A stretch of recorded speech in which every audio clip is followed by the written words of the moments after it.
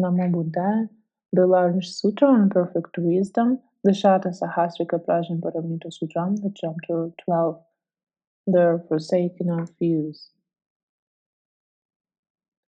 The greatness of the Forsaken.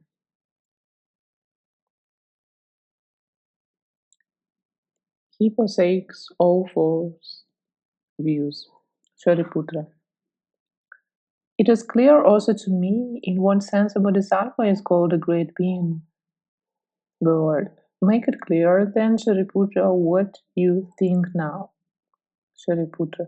A bodhisattva is called a great being in the sense that he demonstrates Dharma in consequence of not depending on anything, so that all false views should be forsaken. The view of self, of a being, of a soul, of a person, etc., to the view of one who sees, the view of annihilation, the view of eternity, the view which assumes that there is, the view which assumes that there is not, the view of the skandhas, the elements, the sense fields, the condition for co-production of the dharmas which constitute the wings of enlightenment, of the powers, etc., to all the Buddha dharmas, the view which assumes the maturing of beings, the view which assumes purifying of Buddha fields, the view of a bodhisattva, the view of a Buddha, the view which assumes the turning of the wheel of Dharma. Subhuti. For what reason may the erroneous view of form and of the other skandhas occur to a bodhisattva? Shariputra. Here a bodhisattva who courses in perfect wisdom is unskilled in means. Having got at form, he produces a false view about it in consequence of taking it as a basis. And so for all the other dharmas, up to the Buddha dharmas. The greatness of the achievement, unattached to even the highest thought. Subhuti. It is clear also to me in what sense a bodhisattva is called a great being. Lord, make it clear then, Subhuti, what you think. Subhuti. A bodhisattva is called a great being because he remains unattached even to his thought of enlightenment, the thought which equals the unequaled, the thought which is not shared by any of the disciples and particular Buddhas. And why? Because he remains unattached even to the thought of all knowledge which is without outflows and unincluded in the triple word.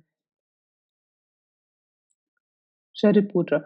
What then is the thought of a bodhisattva that equals the unequaled and is not shared by any of the disciples or particular Buddhas? Subhuti. Here a bodhisattva, on account of the production of the first thought of enlightenment, does not review up any dharma, the production or stopping, the decrease or increase, the coming and going, the defilement or purification. And where there is neither defilement nor purification, neither coming nor going, neither decrease nor increase, neither production nor stopping, that is not the thought of a disciple or of a practical Buddha.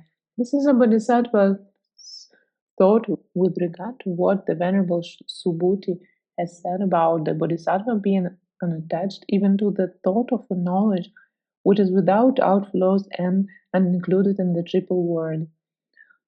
Surely form, etc., is also unattached on account of the emptiness of its essential original nature.